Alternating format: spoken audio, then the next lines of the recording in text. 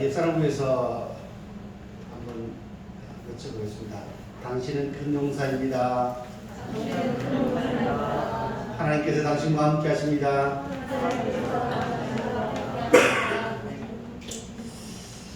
우리 생 믿음의 식구들 큰 용사인 줄 믿습니다. 하나님께서 우리 모든 믿음의 식구들과 함께하여 주신 줄 믿습니다. 사회학에서 말하는 용어가 있습니다. 거울자이론이라는 이야기입니다. 거울자이론. 무엇인가면 인생에 있어서 죽는 사람이 그 사람이 그렇게 될 때는 어떤 말을 하느냐에 따라서 어떤 말을 듣느냐에 따라서 들으면서 내가 그렇게 되겠다라고 했을 때 내가 벼진다는 이야기입니다. 예를 들어보면 라만치의 사랑이라는 뮤지컬이 있습니다. 이 라만치는 칼을 휘두르면서 무사로서 활동하는 사나이였습니다. 말을 타고 가는데 어딜 가는데 보니까 사람들이 웅성웅성하게 많이 모여 있어요. 모여 있다 보니까 가서 말에서 내려가 왔습니다. 그랬더니 한 여인이 중간에 앉아 있고 둘러 있는 많은 사람들이 그를 막 향해서 손가락질을 하면서 지탄을 하면서 돌을 던지는 거였습니다. 이 청년이나 하면서 막 이렇게 욕을 하는 거였어요.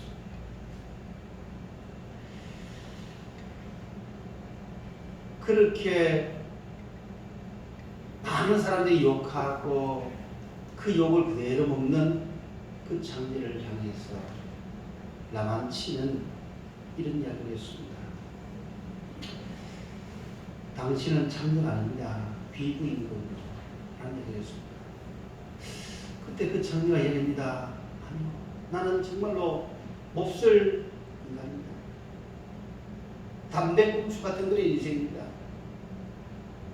사람들이 좋을 때는 뭐 피우고 이렇게 가다가 다 끄버린 담배 쏟아 버리는 버리고 받은 그런 여성입니다. 라는 이야기를 하였습니다. 그러나 그 라만치는 그 일을 향해서 당신은 정말로 멋진 귀부입니다. 라는 이야기를 하고 그 자리를 떠났습니다. 오랜 시간이 지났습니다.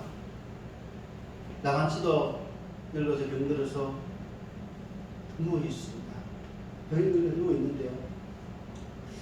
그 병석에 한 비부인이 찾아왔습니다.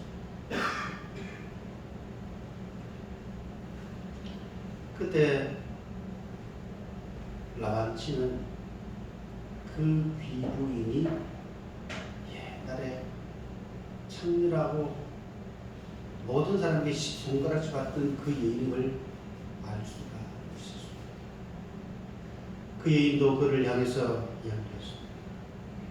내가 그렇게 많은 사람들의 손가락질을 받고 비난을 받는 나였는데 당신이 지나가면서 당신은 천리가 아니라 귀부입니다 라고 했던 그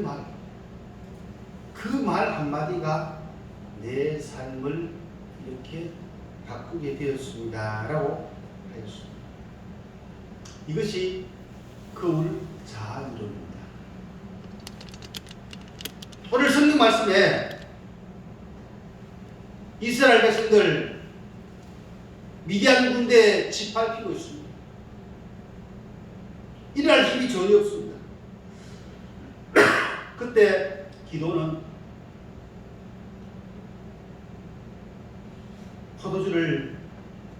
포도주 틀에서 밀을 타작하면서 먹을 것을 숨어서 까먹는 그런 신세가 되었습니다. 그런데 불현듯 하나님께서 기도원에 나타나서 큰 용사여 여호와께서 너와 함께 하시도다라고 말하였습니다. 기도원이 이야기합니다. 하나님, 내가 어떻게 큰 용사입니까? 큰 용사들은 당당히 나가가지고 밀 타작하죠. 조금만 밀농사를 있는 내가 어떻게 큰 용사가 될 수 있습니까? 지금 우리나라는 미디안 군대가 쳐들어와서 박살났습니다. 아무것도 없습니다. 그런데 어떻게 내가 큰 용사가 될 수 있습니까? 아니야.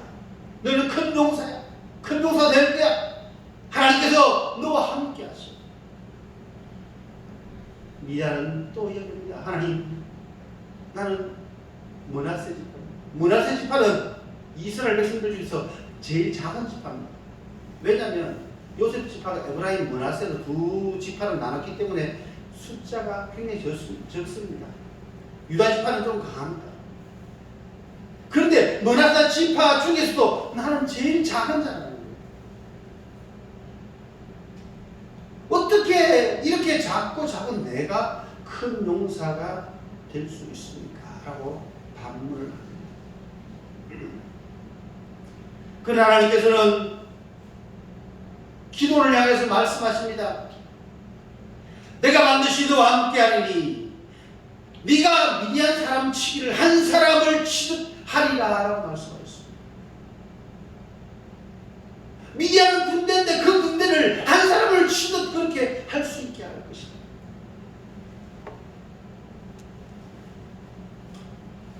기도는 일어났습니다.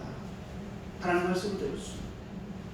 결국은 강대국 미디안과 싸워 이겼습니다. 그리고 난 뒤에 이스라엘의 사사가 되었습니다. 무엇이냐? 농사꾼에서 갑자기 대통령이 된 거예요.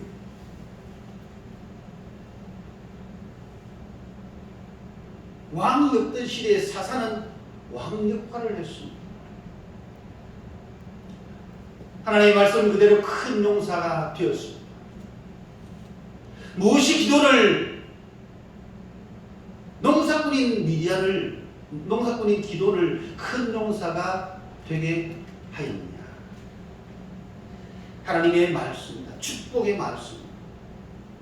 우리 믿음의 식구들, 자녀들을 향해서, 함께하는 성도들을 향해서 축복의 말을 할 수 있는 우리 믿음의 식구들 될 수 있기를 바랍니다.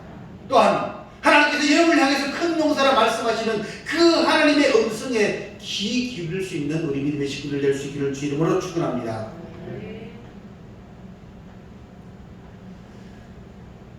우리는 첫 번째로 상대방의 큰 꿈을 믿어줘야 됩니다.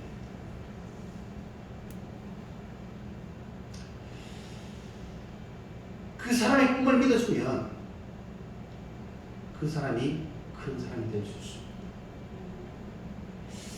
야곱은 12아들을 낳았습니다. 야곱은 12아들이 있는데요. 그 12아들, 이것이 이 야곱에는 이스라엘이라는 이름을 대해서 이스라엘이 되었습니다. 12아들 중에서 제일 사랑하는 아들이 있습니다. 누군가면 요셉입니다. 왜? 요셉이 태어났을 때 요셉이 좋은 게 아니라 요셉의 어머니가 좋았습니다. 야곱이 가장 사랑했던 여인은 라헬이었습니다. 그 라헬이 낳은 아들이기에 요셉이 제일 좋았습니다. 그래서 요셉에게는 채색 옷도 입혀주고 이렇게 했습니다. 그러나 12아들 같이 함께 자랐는데 하루는 요셉이 꿈을 꾸었습니다. 꿈을 꿨는데 그 꿈이 볕단에서 들의 볕단들이 많이 있는데요. 그 11단이 자기들에게 절하더라는 거예요. 이런 보면 지금 보니까 콤바이너로 베니까 이 볕단이 없죠. 옛날에 어떻게 해요? 나소를 베면서요 집을 묶죠. 묶고 나면 이 볕단들을 이렇게 쭉 이렇게 쌌습니다. 우리 시골에서는 발각이 싼다. 이렇게 싸고 나면, 그런데 11단이 자기들에게 단한테 절하더라는 거예요. 그러니까 형들이 그 말을 듣고 신기했습니다. 또 하루는 꿈을 꿨는데요. 그 꿈들을 이야기합니다. 해와 달과 11별이 자기에게 절하더래요. 그런데 성경 말씀은 그렇게 이야기했습니다. 창세기 37장 11절에 그의 형들은 시기하되 그의 아버지는 그 말을 간직해 두었더라. 형들은 그 말을 듣고 나는데 시기했는데 아버지는 그 마음을, 야곱은 그 말을 마음에 간직해 두었어. 무엇인가면, 다르게 표현하면 형들은 그 꿈들이 싫어가지고 시기했는데 아버지는 그 꿈들을 야곱의 요셉의 그 꿈을 믿어주었어. 우리 믿는 식구들이 자녀들의 꿈들을 믿어줄 수 있기를 바랍니다. 남편의 꿈들을 믿어줄 수 있기를 바랍니다. 아내의 꿈들을 믿어줄 수 있기를 바랍니다. 우리 성도들의 꿈들을 믿어줄 수 있기를 바랍니다. 자, 형들은 시기하되 아버지는 마음에 두었어요. 마음에 두고 나니까 어떤 일이 벌어졌느냐. 결국은 요셉이 애굽의 총리가 되었고, 형들이 그 애굽 나라의 총리에게 절할 수밖에 없어요. 아버지는 그 고센 땅에서 17년 동안 요셉의 효도를 받게 되었습니다. 무엇 때문에? 아들의 꿈을 믿어주었기 때문에. 이것이 무엇인가면 그걸 잘 부모는 자녀의 꿈, 남편은 아내의 꿈, 아내는 남편의 꿈을 믿어주는 것이에요. 어느 가난한 남편이 고생한 아내를 향해서 불쌍하여 한마디 던졌습니다. 여보, 내가 당신과 유럽 여행을 하는 꿈이 있어요. 신혼여행도 못 갔는데 유럽 여행 멋지게 합시다 라고 이야기를 했습니다. 그때 아내가 기가 막혀서 한마디 했습니다. 당신 주제에 무슨 유럽 여행? 꿈에서 이렇게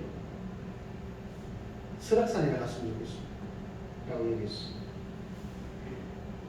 결국은 그 안에 설악산도 못 가고 죽었습니다. 그러나 다른 아내는 이야기했습니다. 그렇게 남편이 이야기했을 때 정말 멋진 소리. 벌써 나는 유럽에 가 있는 것 같아요. 그러면서 TV에 유럽이 나오는 책을 보면서 저기 가면 세네강에서 뭐랄까 당신과 커피를 할까 기다릴게요. 당신은 할 수 없어. 남편의 그 꿈들을 믿어줬어. 그랬더니 남편이 에너지가 솟구치더라는 거예요. 더 열심히 일하는 거예요. 결국 그 꿈들을 이루더라는 거예요. 우리 믿는 식구들 서로가 서로 가족 간의 그 꿈들을 믿어줄 때 하나님의 역사를 이루어가게 될 줄 믿습니다. 우리가 보면 결혼해서 신혼여행 손대 못 가겠고, 저는 모르겠어요. 제가 결혼할 때 신혼여행을 그때도 이제 뭐냐 동남아 가는 게 좀 인기가 있는 그런 데였어요. 동남아 뭐 이렇게 보면 푸켓, 괌, 뭐 이렇게 정했어요. 저는 모르겠어요. 제가 뭐 결혼할 때 제 수중에 있는 돈도 보여가지고 제주도 갔습니다. 제주도 가면서 아내에게 이야기했습니다.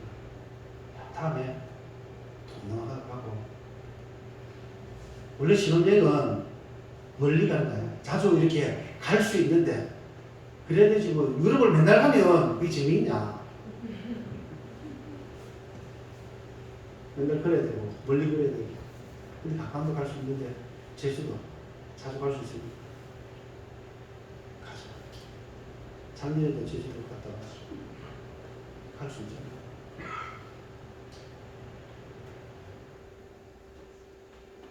제주도 가면 보니까 우리 신혼여행 갔을 때 뭐 했다라는 것들을 이야기할 수 있고, 결국 지금 그냥 제주도 갔다 가고 신혼여행 갔다 왔는데, 갔다 오는 뒤에는 보니까 뭐 다른데 다 갈 수가 있었어. 자, 부모가 자녀들을 위해서 기도하는 거예요. 어머니 어렸을 때부터 저희한테 그렇게 기도해요. 밥 먹으면서 식사하면서 식기도하면서 그래요. 아들 향해서 5대 양육대주를, 엄마가 5대 양육대주를 가보지도 않았고 말들도 아는지 모르겠지만 늘 그렇게 기도해요. 그곳에 다니면서 복음을 전하고. 그런데 그분들이 이루어져요. 그 기도가 이루어져요. 자녀들을 향해서 자녀들의 그 꿈들을 믿어줄 수 있는 부모가 될 수 있기를 원합니다. 남편 아내 꿈들을 믿어주고 서로 그 꿈들을 믿어주고. 한 남자가 몸이 좋지 않아서 병원에 갔습니다. 병원에 가니까 의사가 그렇게 진단합니다. 미안합니다. 불치병입니다. 중합니다. 지금 하시는 일이 뭡니까? 라고 했을 때 그가 저는 사회복지시설 보안에서 아이들을 돌보는 일을 합니다. 그것이 저에게 큰 즐거움입니다. 라고 얘기했습니다. 그때 의사가 이야기합니다. 미안합니다만 하던 그 일을 멈추고 산에 가서 요양을 하는 것이 당신 건강에 아주 좋습니다. 라고 얘기를 했습니다. 그때 환자가 다시 의사에게 묻습니다. 그래, 그러면 산에 가면 몇 년 정도 제가 살 수 있습니까? 라고 하니까 산에 가면 6년 정도는 살 수 있을 겁니다. 라고 얘기했습니다. 그러면 보안에서 일을 하면 라고 얘기했어요. 보안에 일하면 3년 살기가 힘들 겁니다. 라고 얘기했어요. 3년 남짓 살까요? 라고 얘기했어요. 그때 그 남자는 결심했습니다. 어떤 결심했느냐? 산에 가서 6년 동안 사느니 차라리 3년 동안 그 아들을 위해서 열심히 일하다 죽겠습니다. 그러면서 기도하면서 그 일들을 했습니다. 그랬더니 열심히 아이들을 위해서 일했는데 자기가 12년을 더 살았어요. 열정을 품고 아이들에게 꿈을 가지고 그들에게 꿈을 주면서 일을 했는데 12년을 더 사는 거예요. 우리 믿음의 식구들, 주변에 있는 사람들의, 이웃들의 꿈들을 믿어주면서 격려해 줄 수 있는 하나님의 사람이 될 수 있기를 원합니다. 그래서 그런 말이 있습니다. 빨리 가려면 혼자 가고 멀리 가려면 함께 가라. 함께 가야지 그 일들을 할 수가 있습니다. 우리는 이웃의 꿈들을 믿어줘야 합니다. 그 다음에 두 번째로 하나님께서 나를 향한 그 꿈들을 내가 믿어야 합니다. 하나님은 한 사람 한 사람, 여러분 개개인의 꿈들을 가지고 계시요. 장로를 위한 꿈들, 권사님을 위한 꿈들, 집사님들을 위한 그 꿈들을 가지고 계시요. 따라합니다. 하나님은 나를 위한 꿈을 꾸고 계십니다. 하나님은 나를 위한 꿈을 꾸고 계십니다. 하나님은 나를 위한 꿈을 꾸고 계십니다. 아멘입니까? 아멘. 하나님께서 나를 위한 꿈을 꾸고 계신다는 거예요. 하나님께서는 기도를 위한 꿈을 꾸고 계셔요. 하나님은 기도를 향해서 나는 모라스 중에서 제일 약한 자입니다라고 하지만 하나님께서는 이 기도를 향해서 큰 용사여 여호와께서 너와 함께 하시도다라고 말씀하시는 것이죠. 큰 용사여 여호와께서 함께 하시도다.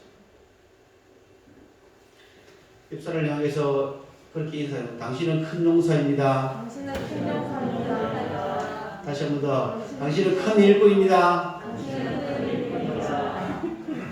우리 설미도의 식구들 서로가 서로 격려해 줄 수 있기를 바랍니다. 남편 아내를 향해서 당신은 큰 용사입니다. 큰 일꾼입니다. 왜? 하나님께서 개개인을 향한 그 꿈들을 가지고 계시고 그 꿈들을 이루기를 원하시는 거예요. 기도원 처음에 하나님께서 큰 용사여 할 때 말도 안 되는 소리 하고 있어요. 말도 안 되는 것 같았어요. 왜? 나는 미디안 사람들한테 밀 까불다가 타자가다 그거 다 뺏기는 거 그거 두려워가지고 포도주에서 몰래 숨어 있는데, 정말 비겁하게 몰래 숨어 있는데 그 숨어 있는 기도를 향해서 큰 용사의 여호와께서 너와 함께 하시도록 말씀하십니다. 기도는 그 꿈들을 받아들였습니다. 하나님께서 나를 위해서 나를 향한 계획, 나를 향해서 큰 용사의 계획을 가지고 계시는군요. 하나님, 내가 큰 용사가 되겠습니다. 나아갔더니 하나님께서 기도를 통해서 미디안들을 정말로 한 사람을 무찌른 것처럼 그들을 무찌를 수가 있었습니다.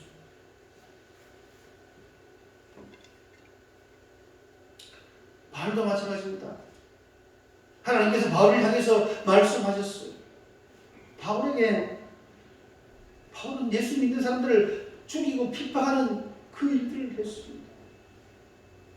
다메섹으로 갈 때도 이스라엘에서 믿는 예수 믿는 사람들 잡아 죽일 공문을 대제사장에게 받아갔습니다. 받아간 그 상황이었어요. 그때 강한 빛이 사울에게 비치면서 앞을 보지 못하는 그 사울을 향했어요. 나는 네가 핍박하는 예수다. 하나님께서 그렇게 말씀하시면서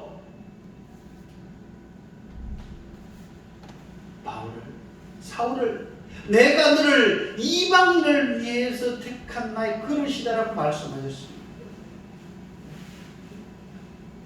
바울은 가말리엘 문화생이었습니다. 그러니까 다양한 문화에 대해서 알고 있어요. 그러니까 바울을 향해서 이방인들에게 복음을 전하기 위해서 내가 너를 택했다는 거예요. 그러면서 이방인들에게 복음을 전하는 그 도구로 하나님께서 바울을 사용하셨어요. 그래서 신약 성경에 절반을 바울이 썼습니다. 로마서 로마에게 보낸 편지, 로마인들에게 보낸 편지, 고린도전서, 고린도후서, 디모데전서, 디모데후서, 티토서, 에베소, 빌립보서, 골로새서, 빌레몬서, 다 그 모든 성경들을 쓸 수가 있습니다. 지금 신약에서 가장 큰 일들을 했던 사람, 세계 복음화를 시켰던 사람 누구냐? 이 바울이, 사도 바울.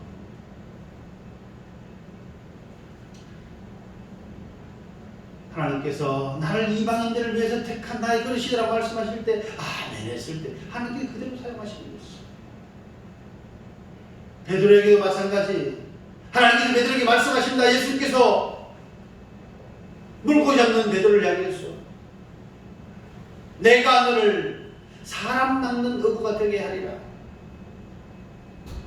베드로를 향해서 그 말씀하셨는데 베드로를 향한 그 하나님의 꿈들을 고기 잡는 어부가 아니라 사람을 낚을 수 있는 어부가 되게 하리라 말씀하셨는데 하나님께서 그 꿈들을 베드로를 통해서 이루게 하셨습니다. 예수님이 베스다 광야에서 5,000명을 먹였습니다. 그런데 5,000명이 다 먹고 난 뒤에 그냥 다 갔어요. 떠나가니까 예수님이 흥부에서 제자들을 향해서 한 말씀 하셨어요. 너희들로 가리느냐. 그때 이야기합니다. 영생의 주의 영생의 말씀이 계신데 우리가 네게로 가고. 그런데 그 5,000명 배불리 먹었는데 예수님께서 십자가 지실 때는 예수를 십자가에 못 박아라. 그 무리들이 이야기한 거예요. 사람, 막았던 사람 아무도 없습니다. 그러나 베드로가 한 번 설교했는데 3,000명이 회개하는 역사가 일어났어요. 5,000명이 제자가 되었어요. 하나님께서 베드로를 사람 넘는 어부가 되게 하셨다는 거예요. 대사도가 되었습니다. 모세도 마찬가지입니다. 모세 애굽에서 나이 40에 애굽 사람을 죽여서 광야로 쫓겨갔습니다. 광야에 이드로의 양무리를 량을 치는 그 양치기였습니다. 나이가 80이 되었습니다. 80 됐을 때 하나님께서 모세를 향해서 부르신다. 모세야 모세야 네가 어디 있나. 하나님께서 모세에게 애굽에 있는 이스라엘 백성들을 인도할 사명을 그에게 주십니다. 하나님께서 모세를 향한 계획을 세워줬어. 모세야 너는 일어나 양 치고 있을 몸이 아니다. 애굽으로 가서 내 백성을 인도하라. 저들의 신음소리가 내게 들린다. 모세가 4번이나 거듭했습니다. 그러나 하나님께서는 그 모세를 통해서 그 꿈들을 이루셨습니다. 우리 믿음의 식구들 어떤 말을 하는 말도로 됩니다. 믿음의 말, 꿈의 말들을 할 수 있기를 원합니다. 하나님께서 여러분을 향한 그 꿈들을 아멘으로 받아들일 수 있기를 원합니다. 하나님께서 우리 설 재단을 크게 사용하여 주실 줄 믿습니다. 우리 재단을 향한 꿈이 있는 줄 믿습니다. 나를 향한 꿈, 우리 설 교회를 위한 향한 그런 꿈, 하나님의 꿈, 그 꿈들을 이루면서 믿음의 역사를 만들어갈 수 있는 역사의 주인공 될 수 있기를 주의 이름으로 축원합니다. 기도하겠습니다. 아버지 감사합니다.